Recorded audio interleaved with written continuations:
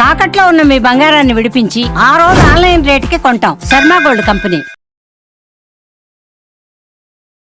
నమస్తే రమ్మగారు. నమస్తే జయ. రమ్మగారు, మనం కొంతమందిని చూస్తున్నప్పుడు మాట్లాడేటప్పుడు ఒక విషయం గురించి మాట్లాడామనుకోండి, ఇది కరెక్టే అని అనిపించినప్పుడు ఇది కరెక్టే కానీ ఇంకో ఏదో ఉంది అంటే ప్రతిదానికి వాళ్ళది ఏదో ఒకటి యాడ్ ఆన్ చేస్తారు, ఒప్పుకోలేకపోతారండి. ఒప్పుకోరు, మనం చెప్పింది ఒప్పుకోరు. మనం చెప్పిందే వాళ్ళు చెప్తారు కానీ మనం చెప్పింది కరెక్ట్ అని ఒప్పుకోరు. ఒప్పుకోరండి. తిక్క మనుషులు. భలే కోపం వచ్చేస్తా ఉంటుంది అలాంటి మనుషులు. నిజమేనండి, తిక్క మనుషులు. తిక్క మనుషులు ఉంటారు అట్లా. అవును, కానీ కష్టం కాదు వాళ్ళ అలాంటి వాళ్ళతో. కష్టమే. నీ పొరచేయి తీసి నా ఎడం చేయి పెట్టమంటారు. అంతే, వారితో స్నేహాలు ఉండవండి. స్నేహాలు ఉండవు, రెండు ఒకటే. పొరచేయి ఎడం చేయి ఒకటే కదా. అయినా సరే ఒక్కొక్క ధోరణి మనుషులు తీరు. మేము చెప్పిందే కరెక్ట్ అనుకుంటారు, అదే చెప్తారు. మళ్ళీ కొన్ని కొత్తగా చెప్తారా? ఏమి ఉండదు అక్కడ. ఆ విషయమే చెప్తారు, దాన్నే ఇంకోలా చెప్తారు. అదే విషయం. అంతే. ఎట్లా రమ్మగారు? ఏం చేస్తాం మళ్ళీ? అంతే, వాళ్ళతో పాటు పోవటమే మనం చచ్చినట్టు. ఇంకా వేరే దారి లేదు కదా. అంతే. ఇంకా ఒక చిన్న కథ ఉంది దీని మీద. ఓ, భలే సరదాగా ఉంటుంది. ఓకే, చెప్పండి చెప్పండి. తీరిన తిక్క. కథ పేరు బాగుంది కదా. కొంతమంది తిక్క తీరిదా అంటాం. ఆ తిక్క తీరే కథ అనమాట. భలే ఇంట్రెస్టింగ్ గా ఉంది. పూర్వం అంటే ఒక చలికాలపు రోజుల్లో ఒక యాత్రికుడు, ఒక ఆయన ఒక అడవి దారిన ఒక గ్రామాల పక్క నుంచి వెళ్తున్నాడు. చాలా చలిసేస్తుంది. ఒక గుడిసెలో, ఒక ఇంట్లో, గుడిసె అనకూడదు, ఒక ఇల్లే ఉంది. పూరిల్లే, చక్కగా ఉంది. దీపాలు కనపడుతున్నాయి, మంట వెలుగు తెలుస్తోంది. వాళ్ళ ఇంటి దగ్గర ఆగాడు ఈ యాత్రికుడు. ఆగి తలుపు కొట్టాడు. అది ఇంట్లో ఒక్క ఆయనే ఉన్నాడు. ఇల్లు శుభ్రంగా ఉంది. ఒక పక్కన మంట వెలుగుతోంది. ఆ తర్వాత ఏమంటే కుంపట్లు అవి పెట్టుకుంటారు కదా ఊళ్ళల్లో, కుంపట్లు పెట్టుకుంటారు లేదా పొయ్యి పెట్టుకుంటారు. ఇంట్లోనే ఓ పక్కన పొయ్యి వెలుగుతోంది. లాంతరు ఉంది, కనపడుతుంటే ఈయన అన్నాడు, అయ్యా నేను యాత్రికుడినండి, ఇవాళ చలి చాలా చంపేస్తోంది. మరి ఈ రాత్రికి మీ ఇంట్లో నన్ను వెచ్చగా పడుకొని తినడానికి ఏదైనా ఇంత పెట్టారంటే రాత్రికి పడుకుని రేపు పొద్దునే లేచి నా దారి నేను వెళ్ళిపోతానండి, ఏమైనా అట్లాంటి ఆశ్రయం ఇవ్వగలరా అంటే ఆయన అన్నాడు, మా ఇంట్లో నేను ఒక్కడనే ఉంటాను. సరే, ఆశ్రయానికి ఏముంది ఇస్తా, కానీ అన్నం పెడతా, వెచ్చగా చలికాగు పడుకో, ప్రశ్న ఇస్తా, ప్రశ్నకి సరైన సమాధానం చెప్పకపోతే దవడ పగలగొడతా. అయ్యో, ప్రశ్నకి సమాధానం చెప్పాలి, సరైనది కాకపోతే దవడ పగులుతుంది అన్నాడు. అనగానే ఈయన కొంచెం తిక్కుందని ఈయనకి అర్థమైంది యాత్రికుడికి. ఏమడుగుతాడు అంతగా? పైగా మనం ఊళ్ళన్నీ చూస్తున్నాం, మనకు తెలియని వింటా విడ్డూరమా? ఏదో చెప్తే పోలా అనుకుని సరేనన్నాడు. కాలక్షేపానికి అండి అని. అవును అన్నాడు. సరే, వెచ్చగా చలిగాగు, దాని దగ్గర కూర్చో, పొయ్యి దగ్గర, నేను లోపల వంట ముగించేస్తాను అన్నాడు. పొయ్యికి, వంటకి ఒక పొయ్యి ఉంది, చలి కాగడానికి వెచ్చగా ఇంకో నెగడి లాంటిది ఏదో లోపల, ఇంటి లోపల భాగంలోనే ఉంది. ఈయన పోయి చలి కాగుతూ అలా బయట తిరిగి వచ్చిన చల్లదనం అంతా పోగొట్టుకున్నాడు. బట్టలు అవి వెచ్చబడ్డాయి. స్థిమితంగా కూర్చున్నాడు. ఆయన ఏదో కాస్త అన్నం వండాడు, అంత పులుసు ఏదో కచ్చాడు, ఏవో 2-4 వేపుడు ముక్కలు లాంటివి ఏవో ఉన్నాయి. సరేరా అన్నం తిందామన్నాడు. ఇద్దరు కలిసి భోజనం చేశారు. చక్కగా భోజనం పెట్టాడు. అయితే ఈ కూర్చున్నప్పుడు ఈయన చూశాడు, ఒక పిల్లి ఉంది ఇంట్లో. అది ఒక మూలగా తోక చక్కగా ముడుచుకుని చుట్టుకుని ఇట్లా పడుకుంది. పిల్లులు భలే తమాషాగా పడుకుంటాయి. తోక అన్ని దగ్గరికి తీసుకుని ముచ్చటగా పడుకునింది. చలికి, బయట చలి, నడిస్తే చలేస్తుంది, ఇంట్లో వెచ్చగా ఉందిగా, ఓ పక్కన పడుకున్నది. సరే, పిల్లి లేచి రాల, కూర్చునే ఉంది. ఈయన భోజనం అయిపోయాక గిన్నెలోని సర్దేశాడు. ఇల్లంతా హాయిగా వెచ్చగా సుఖంగా ఉంది. పక్కలేసాడు.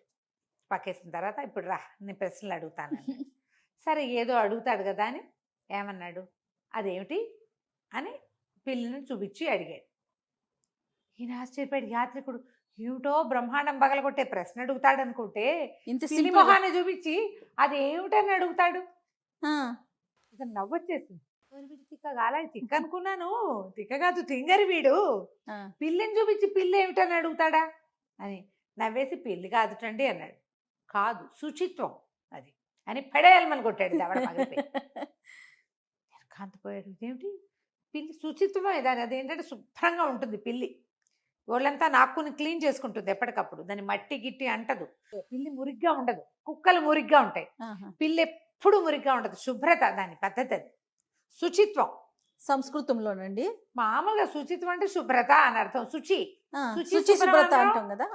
ఆ శుచిత్వం. ఓకే, శుభ్రత దాని పద్ధతి. పిల్లి అంటే శుచిత్వం అన్నమాట. వేసాడు ఒకటి. ఇప్పుడు పిల్లి కాదు మార్జాలం అన్నాడు అనుకో, పోనీ సంస్కృతం అనుకుందాం. పిల్లికి పర్యాయ పదం సంస్కృతంలో మార్జాలం. మార్జాలం. మార్జాలము బిడాలము అనొచ్చు. బిడాలం కాదు మార్జాలం కాదు, దాని తత్వం ఏదో అది ఈయన చెప్పాడు, శుచిత్వం అని. అక్కడి నుంచి నేను నిర్కాంతపేట దవడ పగిలిపోయింది. సరే ఇంకొక 5 నిమిషాలు ఆగాడు, ఆలోచించుకుంటాడు ఏం చెప్తే ఏమవుతుంది అని. ఒక 2 నిమిషాలు అయ్యాక అడిగాడు, దూరంగా కుండ ఉంది, మంచినీళ్ళ కుండ. అదేమిటి అన్నాడు. ఘటమని చెప్దామా కుండని చెప్దామా అని ఆలోచించి కుండ అండి అన్నాడు. అనగానే కుండ కాదు మంచితనం అని పెడేల్మలు కొట్టాడు. అయ్యో రామా, తోడ పగిలిపోయింది. ఆ కొట్టడం ఊచిపుచ్చి కొట్టేస్తున్నాడు. అయ్యో ఆయనకి మొహం పగిలిపోయినట్టు అయిపోయింది.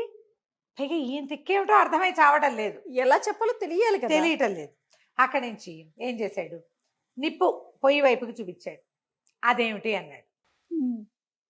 కొంచెం ఆలోచించి నిదానంగా నిప్పు అని చెప్పాడు. నిప్పు అనగానే కాదు సౌఖ్యం అది అని చెప్పి ఫ్యాట్ మన కొట్టాడు. నిప్పే కదా ఈ ఇంట్లో సౌఖ్యం, అదే మన సౌఖ్యం. చలికాలంలో సౌఖ్యం ఏది? నిప్పు, వెచ్చదనం. అది మరి ఫ్యాట్ పని కొట్టేశాడు. ఒక బూర్లాగా బాచిపోయేలాగా ఉంది. ఈసారి ఇటు తిట్టు కొట్ట అనాలి. ఇంకా ఏం చేయాలో తెలియటం లేదు. దీనికి పడుకుందామనిపిస్తుంది, లేచకపోదామనిపిస్తుంది.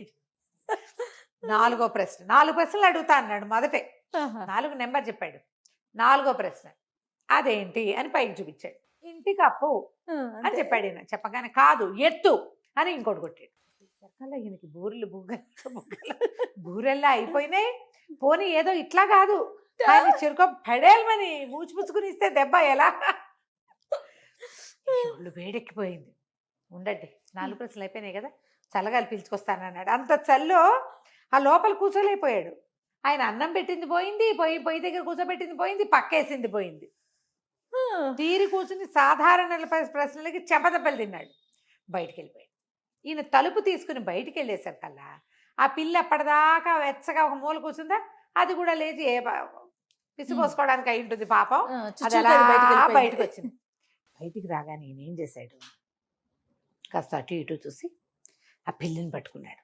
ఈ లోపల పడుకున్న ఆయన లోపలే ఉన్నాడు. చుట్టూ అక్కడ ఇక్కడ వెతికి 4-5 చితుకులు పిల్లి తోక కట్టేశాడు. కట్టేసి దాన్ని అంటించి ఇంటి కప్పు మీద వదిలిపెట్టి లోపలికి వచ్చాడు. నీ శుచిత్వం సౌఖ్యాన్ని తీసుకుని ఎత్తుకుపోయింది, మంచితనంతో దాన్ని శుభ్రం చేసుకోండి అని చెప్పాడు. మంచితనంతో దాన్ని సరి చేసుకోండి. ఇంటి ఆయనకి అర్థం కాల.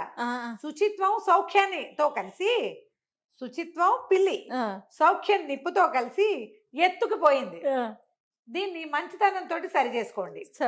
ఇంట్లో ఉన్న ఆయనకి అర్థం కాలే. ఏమిటి మంచి భాష మాట్లాడు, ఏం మాట్లాడుతున్నావు అన్నాడు. అనగానే నేను చెప్పేది మంచి భాష, నువ్వు చెప్పేది మంచి భాష అని ఊచిపుచ్చుకుని 4 లాగాడు మొహం మీద కొట్టి బయటకు వెళ్ళి చూసి.